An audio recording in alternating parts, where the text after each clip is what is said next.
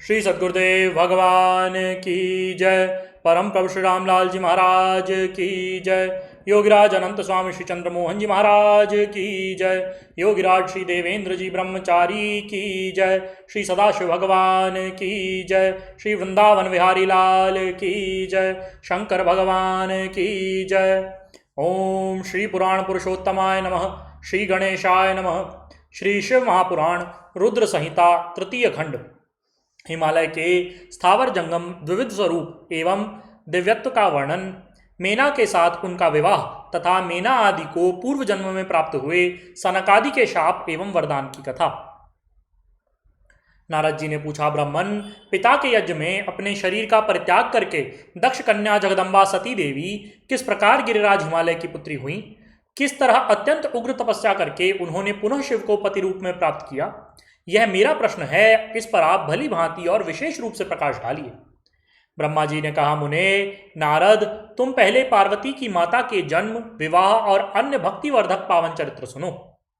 मुनि श्रेष्ठ, उत्तर दिशा में पर्वतों के राजा हिमवान नामक महान पर्वत है, जो महातेजस्वी और समृद्धिशाली हैं। उसके दो रूप प्रसिद्ध हैं, एक स्थावर और एक जंगम। मैं संक्षेप से उसके सूक्ष्म अर्थात स्थावर रूप का वर्णन करता हूं। वह रमणीय पर्वत नाना प्रकार के रत्नों का आकर अर्थात खान है और पूर्व तथा पश्चिम के समुद्र के भीतर प्रवेश करके इस तरह खड़ा है मानो भूमंडल को नापने के लिए कोई मानदंड हो। वह नाना प्रकार के वृक्षों से व्याप्त है और अनेक शिखरों के कारण विचित्र शोभा से संपन्न दिखाई देता है। सिंह, व्याघ्र आदि पशु सदा सुखपूर्वक उसका सेवन किया करते हैं। हिम का तो वह भंडार है ही, इसके लिए अत्यंत उग्र जान पड़ता है। भांति भांति के आश्चर्यजनक दृश्यों से उसकी विचित्र शोभा होती है। देवता, ऋषि, सिद्ध और मुनि उस पर्वत का आश्रय लेकर रहते हैं। भगवान शिव को वह बहुत ही प्रिय है, तपस्या करने का स्थान है। स्वरूप से ही वह अत्यंत पवित्र और महात्माओं को भी पावन कर देने वाला है। तपस्या में वह अत्यंत शीघ्र सिद्धि प्रदान करता है। अनेक प्रकार के धातुओं की खान और शुभ है। वही दिव्य शरीर धारण करके सर्वांग सुंदर रमणीय देवता के रूप में भी स्थित है। भगवान विष्णु का अविकृत अंश है, इसलिए वह शैलराज साधु संतों को अधिक प्रिय है। एक समय गिरिवर हिमवान ने अपनी कुल परंपरा की स्थिति और धर्म की वृद्धि के लिए देवताओं तथा पितरों का हित करने की अभिलाषा से अपना विवाह करने की इच्छा की। मुनीश्वर उस अवसर पर संपूर्ण देवता अपने स्वार्थ का विचार करके दिव्य पितरों के पास आकर उनसे प्रसन्नता पूर्वक बोले। देवताओं ने कहा, पितरों, आप सब लोग प्रसन्न चित्त होकर हमारी बात सुने और यदि देवताओं का कार्य सिद्ध करना आपको भी अभीष्ट हो तो शीघ्र ही वैसा ही करें। आपकी ज्येष्ठ पुत्री जो मेना नाम से प्रसिद्ध है, वह मंगल रूपिणी है। उसका विवाह आप लोग अत्यंत प्रसन्नता पूर्वक हिमवान पर्वत से कर दें। ऐसा करने पर आप सब लोगों को सर्वथा महान लाभ होगा और देवताओं के दुखों का निवारण भी पग पग पर होता रहेगा। परस्पर विचार करके स्वीकृति दे दें और अपनी पुत्री मेना को विधि पूर्वक हिमालय के हाथ में दे दें। उस परम मंगलमय विवाह में बड़ा उत्सव मनाया गया। मुनीश्वर नारद, मेना के साथ हिमालय के शुभ विवाह का यह सुखद प्रसंग मैंने तुमसे प्रसन्नता पूर्वक कहा है, अब और क्या सुनना चाहते हो? नारद जी ने पूछा, विद्वन, अब आदर पूर्वक मेरे सामने मेना की उत्पत्ति का वर्णन कीजिए। उसे किस प्रकार शाप प्राप्त हुआ था यह कहिए और मेरे संदेह का निवारण कीजिए। ब्रह्मा जी बोले, मुने, मैंने अपने दक्ष नामक जिस पुत्र की पहले चर्चा की है, उसे 60 कन्याएं हुई थी जो सृष्टि के उत्पत्ति में कारण बनी। नारद, दक्ष ने कश्यप आदि श्रेष्ठ मुनियों के साथ उनके विवाह किए थे। यह सब वृत्तांत तुम्हें विदित ही है। अब प्रस्तुत विषय को सुनो। उन कन्याओं में एक स्वधा नाम की कन्या थी, जिसका विवाह उन्होंने पितरों के साथ किया। स्वधा की 3 पुत्रियां थी, जो सौभाग्यशालिनी तथा धर्ममूर्ति थी। उनमें से ज्येष्ठ पुत्री का नाम मेना था। मजली धन्या के नाम से प्रसिद्ध थी और सबसे छोटी कन्या का नाम कलावती था। ये सारी कन्याएं पितरों की मानसी पुत्रियां थी, उनके मन से प्रकट हुई थीं। इनका जन्म किसी माता के गर्भ से नहीं हुआ था, अतएव ये अयोनिजा थी। केवल लोक व्यवहार से स्वधा की पुत्री मानी जाती थी। इनके सुंदर नामों का कीर्तन करके मनुष्य संपूर्ण अभीष्ट को प्राप्त कर लेता है। ये सदा संपूर्ण जगत की वंदनीय लोक माताएं हैं और उत्तम अभ्युदय से सुशोभित रहती हैं। सबकी सब परम योगिनी, ज्ञान निधि और तीनों लोकों में सर्वत्र जा सकने वाली हैं। मुनीश्वर, एक समय ये तीनों बहनें भगवान विष्णु के निवास स्थान श्वेत द्वीप में उनका दर्शन करने के लिए गई। भगवान विष्णु को प्रणाम और भक्तिपूर्वक उनकी स्तुति करके वे उन्हीं की आज्ञा से वहां ठहर गई। उस समय वहां संतों का एक बड़ा भारी समाज एकत्रित हुआ था। मुने, उसी अवसर पर मेरे पुत्र सनकादि सिद्धगण भी वहां गए और श्रीहरि की स्तुति वंदना करके उन्हीं की आज्ञा से वहां ठहर गए। सनकादि मुनि देवताओं के आदि पुरुष और संपूर्ण लोकों में वंदित हैं। वे जब वहां आकर के खड़े हुए उस समय श्वेत द्वीप के सब लोग उन्हें देख करके प्रणाम करते हुए उठकर खड़े हो गए, किंतु ये तीनों बहनें उन्हें देखकर भी वहां नहीं उठीं। इससे सनत कुमार ने उनको मर्यादा रक्षा के लिए स्वर्ग से दूर होकर नर स्त्री बनने का शाप दे दिया। फिर उनके प्रार्थना करने पर वे प्रसन्न हो गए और बोले। सनत कुमार ने कहा, पितरों की तीनों कन्याओं, तुम प्रसन्न चित्त होकर के मेरी बात सुनो। यह तुम्हारे शोक का नाश करने वाली और सदा ही तुम्हें सुख देने वाली बात है। तुम में से जो ज्येष्ठ हैं वे भगवान विष्णु की अंशभूत हिमालय गिरी की पत्नी हो। उससे जो कन्या होगी वह पार्वती के नाम से विख्यात होगी। पितरों की दूसरी प्रिय कन्या योगिनी धन्या राजा जनक की पत्नी होंगी। उनकी कन्या के रूप में महालक्ष्मी अवतीर्ण होंगी, जिनका नाम सीता होगा। इसी प्रकार पितरों की छोटी पुत्री कलावती द्वापर के अंत में वृषभानु वैश्य की पत्नी होंगी और उनकी प्रिय पुत्री राधा के नाम से विख्यात होगी। योगिनी मेनका अर्थात मेना पार्वती जी के वरदान से अपने पति के साथ उसी शरीर से कैलाश नामक परम पद को प्राप्त हो जाएंगी। धन्या तथा उनके पति जनक कुल में उत्पन्न हुए जीवन मुक्त महायोगी राजा शीरध्वज लक्ष्मी स्वरूपा सीता के प्रभाव से वैकुंठ धाम में जाएंगे। वृषभानु के साथ वैवाहिक मंगल कृत्य संपन्न होने के कारण जीवन मुक्त योगिनी कलावती भी अपनी कन्या राधा के साथ गोलोक धाम में जाएंगी, इसमें संशय नहीं। विपत्ति में पड़े बिना कहाँ किनकी महिमा प्रकट होती है। उत्तम कर्म करने वाले पुण्यात्मा पुरुषों का संकट जब टल जाता है तब उन्हें दुर्लभ सुख की प्राप्ति होती है। अब तुम लोग प्रसन्नतापूर्वक मेरी दूसरी बात को भी सुनो, जो सदा सुख देने वाली है। मेना की पुत्री जगदम्बा पार्वती देवी अत्यंत दुस्सह तप करके भगवान शिव की प्रिय पत्नी बनेंगी। धन्या की पुत्री सीता भगवान श्री राम जी की पत्नी होंगी और लोकाचार का आश्रय लेकर श्री राम जी के साथ विहार करेंगी। साक्षात गोलोक धाम में निवास करने वाली राधिका ही कलावती की पुत्री होंगी। वे गुप्त स्नेह में बंधकर श्री कृष्ण की प्रियतमा बनेंगी।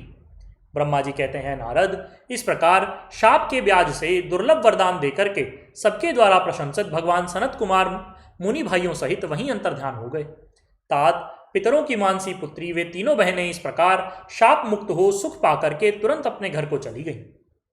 देवताओं का हिमालय के पास जाना, उनसे सत्कृत होकर उन्हें उमाराधना की विधि बता करके स्वयं भी एक सुंदर स्थान में जाकर उनकी स्तुति करना। नारद जी बोले, महामते, आपने मेना के पूर्व जन्म की यह शुभ और अद्भुत कथा कही है। उनके विवाह का प्रसंग भी मैंने सुन लिया। अब आगे के उत्तम चरित्र का वर्णन कीजिए। ब्रह्मा जी ने कहा, नारद, जब मेना के साथ विवाह करके हिमवान अपने घर को गए तब तीनों लोकों में बड़ा भारी उत्सव मना। हिमालय भी अत्यंत प्रसन्न होकर के मेना के साथ अपने सुखदायक सदन में निवास करने लगे। मुने, उस समय श्री विष्णु आदि समस्त देवता और महात्मा मुनि गिरिराज के पास गए। उन सब देवताओं को आया देखकर महान हिमगिरी ने प्रशंसा पूर्वक उन्हें प्रणाम किया और अपने भाग्य की सराहना करते हुए भक्तिभाव से उन सबका आदर सत्कार किया। हाथ जोड़कर मस्तक झुकाकर बड़े प्रेम से स्तुति करने को वे उद्यत हुए। शैलराज के शरीर में महान रोमांच आया। उनके नेत्रों से प्रेम के आंसू बहने लगे। मुने, हिमशैल ने प्रसन्न मन से अत्यंत प्रेम पूर्वक प्रणाम किया और विनीत भाव से खड़े होकर श्री विष्णु आदि देवताओं से कहा। हिमाचल बोले, आज मेरा जन्म सफल हो गया। मेरी बड़ी भारी तपस्या सफल हुई। आज मेरा ज्ञान सफल हुआ और मेरी सारी क्रियाएं सफल हो गई। आज तो मैं धन्य हो गया। मेरी सारी भूमि धन्य हुई। मेरा कुल धन्य हुआ। मेरी स्त्री तथा मेरा सब कुछ धन्य हो गया, इसमें संशय नहीं, क्योंकि आप सब महान देवता एक साथ मिलकर एक ही समय यहाँ पधारे हैं। मुझे अपना सेवक समझकर प्रसन्नतापूर्वक उचित कार्य के लिए आज्ञा दें। हिमगिरी का यह वचन सुनकर वे सब देवता बड़े प्रसन्न हुए और अपने कार्य की सिद्धि मानते हुए बोले। देवताओं ने कहा, महाप्राज्य हिमाचल, हमारा हितकारक वचन सुनो। हम सब लोग जिस काम के लिए यहाँ आए हैं उसे प्रसन्नतापूर्वक बतलाते हैं। गिरिराज, पहले जो जगदम्बा उमा दक्ष कन्या सती के रूप में प्रकट हुई थीं और रुद्र पत्नी होकर सुदीर्घ काल तक इस भूतल पर क्रीड़ा करती रहीं, वे ही अंबिका सती अपने पिता से अनादर पाकर अपनी प्रतिज्ञा का स्मरण करके यज्ञ में शरीर त्याग करके अपने परम धाम को पधार गईं। हिमगिरे, यह कथा लोक में विख्यात है और तुम्हें भी विदित है। यदि वे सती पुनः तुम्हारे घर में प्रकट हो जाएं तो देवताओं का महान लाभ हो सकता है। ब्रह्मा जी कहते हैं, श्री विष्णु आदि देवताओं की यह सारी बात सुनकर के गिरिराज हिमालय मन ही मन प्रसन्न होकर आदर से झुक गए और बोले, प्रभो ऐसा हो तो बड़े सौभाग्य की बात है। तदनंतर वे देवता उन्हें बड़े आदर से उमा को प्रसन्न करने की विधि बतला करके स्वयं सदाशिव पत्नी उमा की शरण में गए। एक सुंदर स्थान में स्थित होकर समस्त देवताओं ने जगदम्बा का स्मरण किया और बारंबार उन्हें प्रणाम करके वे वहां श्रद्धापूर्वक उनकी स्तुति करने लगे। देवता बोले, शिवलोक में निवास करने वाली देवी उमे, जगदम्बे, सदाशिव प्रिय, दुर्गेश्वरी, महादेवी, हम आपको नमस्कार करते हैं। आप पावन शांत स्वरूप श्री शक्ति हैं, परम पावन पुष्टि हैं। अव्यक्त प्रकृति और महत्तत्व ये आपके ही रूप हैं। हम भक्तिपूर्वक आपको नमस्कार करते हैं। आप कल्याणमयी शिवा हैं। आपके हाथ भी कल्याणकारी हैं। आप शुद्ध, स्थूल, सूक्ष्म और सबका परम आश्रय हैं। अंतर्विद्या और सुविद्या से अत्यंत प्रसन्न रहने वाली आप देवी को हम प्रणाम करते हैं। आप श्रद्धा हैं, आप धृति हैं, आप श्री हैं और आप ही सब में व्याप्त रहने वाली देवी हैं। आप ही सूर्य की किरणें हैं और आप ही अपने प्रपंच को प्रकाशित करने वाली हैं। ब्रह्मांड रूप शरीर में और जगत के जीवों में रह करके जो ब्रह्मा से लेकर तृण पर्यंत संपूर्ण जगत की पुष्टि करती हैं, उन आदि देवी को हम नमस्कार करते हैं। आप ही वेद माता गायत्री हैं, आप ही सावित्री और सरस्वती हैं। आप ही संपूर्ण जगत के लिए वार्ता नामक वृत्ति हैं और आप ही धर्म स्वरूपा वेद त्रयी हैं। आप ही संपूर्ण भूतों में निद्रा बनकर रहती हैं। उनकी क्षुधा और तृप्ति भी आप ही हैं। आप ही तृष्णा, कांति, छवि, तुष्टि और सदा संपूर्ण आनंद को देने वाली हैं। आप ही पुण्यकर्ताओं के यहाँ लक्ष्मी बनकर रहती हैं और आप ही पापियों के घर सदा ज्येष्ठा अर्थात लक्ष्मी की बड़ी बहन दरिद्रता के रूप में वास करती हैं। आप ही संपूर्ण जगत की शांति हैं। आप ही धारण करने वाली धात्री एवं प्राणों का पोषण करने वाली शक्ति हैं। आप ही पांचों भूतों के सार तत्व को प्रकट करने वाली तत्व स्वरूपा हैं। आप ही नीतिज्ञों की नीति तथा व्यवसाय रूपिणी हैं। आप ही सामदेव की गीति हैं। आप ही ग्रंथि हैं। आप ही यजुर मंत्रों की आहुति हैं। ऋग्वेद की मात्रा तथा अथर्ववेद की परम गति भी आप ही हैं। जो प्राणियों के नाक, कान, नेत्र, मुख, भुजा, वक्षस्थल और हृदय में धृति रूप से स्थित हो सदा ही उनके लिए सुख का विस्तार करती हैं, जो निद्रा रूप से संसार के लोगों को अत्यंत सुभग प्रतीत होती हैं, वे देवी उमा जगत की स्थिति और पालन के लिए हम सब पर प्रसन्न हों। इस प्रकार जगत जननी सती साध्वी महेश्वरी की उमा की स्तुति करके अपने हृदय में विशुद्ध प्रेम लिए वे सब देवता उनके दर्शन की इच्छा से वहां खड़े हो गए। उमा देवी का दिव्य रूप से देवताओं को दर्शन, देवताओं का उनसे अपना अभिप्राय निवेदन करना और देवी का अवतार लेने की बात स्वीकार करके देवताओं को आश्वासन देना। ब्रह्मा जी कहते हैं, नारद, देवताओं के इस प्रकार स्तुति करने पर दुर्गम पीड़ा का नाश करने वाली जगत जननी देवी दुर्गा उनके सामने प्रकट हुई। वे परम अद्भुत दिव्य रत्नमयी रथ पर बैठी हुई थी। उस श्रेष्ठ रथ में घुंघरू लगे हुए थे और मुलायम बिस्तर बिछे थे। उनके श्री विग्रह का एक एक अंग करोड़ों सूर्यों से भी अधिक कांतिमान और रमणीय था। ऐसे अवयवों से वे अत्यंत उद्भासित हो रही थी। सब ओर फैली हुई अपनी तेज राशि के मध्य भाग में वे विराजमान थी। उनका रूप बड़ा ही सुंदर था और उनकी छवि की कहीं तुलना नहीं थी। सदाशिव के साथ विलास करने वाली उन महामयी की किसी के साथ समानता नहीं थी। शिवलोक में निवास करने वाली वे देवी त्रिविध चिन्मय गुणों से युक्त थी। प्राकृत गुणों का अभाव होने से उन्हें निर्गुणा कहा जाता है। वे नित्य स्वरूपा हैं। दुष्टों पर प्रचंड कोप करने के कारण चंडी कहलाती हैं, किंतु स्वरूप से शिवा अर्थात कल्याणमयी हैं। सबकी संपूर्ण पीड़ाओं का नाश करने वाली तथा संपूर्ण जगत की माता हैं। वे ही प्रलय काल में महानिद्रा होकर सबको अपने अंक में सुला लेती हैं तथा वे समस्त स्वजनों अर्थात भक्तों का संसार सागर से उद्धार कर देती हैं। शिवा देवी की तेजो राशि के प्रभाव से देवता उन्हें भली प्रकार देख न सके। तब उनके दर्शन की अभिलाषा से देवताओं ने फिर उनका स्तवन किया। तदनंतर दर्शन की इच्छा रखने वाले विष्णु आदि सब देवता उन जगदम्बा की कृपा पा करके वहां उनका सुस्पष्ट दर्शन कर सके। इसके बाद देवता बोले, अंबिके, हे महादेवी, हम सदा आपके दास हैं। आप प्रसन्नतापूर्वक हमारा निवेदन सुने। पहले आप दक्ष की पुत्री के रूप में अवतीर्ण होकर के लोक में रुद्र देव की वल्लभा हुई थी। उस समय आपने ब्रह्मा जी के तथा दूसरे देवताओं के महान दुख का निवारण किया था। तदनंतर पिता से अनादर पाकर के अपनी की हुई प्रतिज्ञा के अनुसार आपने शरीर को त्याग दिया और स्वधाम में पधाराई। इससे भगवान हर को भी बड़ा दुख हुआ। महेश्वरी, आपके चले आने से देवताओं का कार्य पूर्ण नहीं हुआ, अतः हम देवता और मुनि व्याकुल होकर के आपकी शरण में आए हैं। महेशानी, शिवे, आप देवताओं का मनोरथ पूर्ण करें, जिससे सनत कुमार का वचन सफल हो। देवी, आप भूतल पर अवतीर्ण होकर के पुनः रुद्रदेव की पत्नी होइए और यथा योग्य ऐसी लीला कीजिए जिससे देवताओं को सुख प्राप्त हो। हे देवी, इससे कैलाश पर्वत पर निवास करने वाले रुद्रदेव भी सुखी होंगे। आप ऐसी कृपा करें जिससे सब सुखी हों और सबका सारा दुख नष्ट हो जाए। ब्रह्मा जी कहते हैं, नारद, ऐसा कह करके विष्णु आदि सब देवता प्रेम में मग्न होकर बड़ी भक्ति से विनम्र होकर के चुपचाप खड़े रहे। देवताओं की यह स्तुति सुनकर के शिवा देवी को भी बड़ी प्रसन्नता हुई।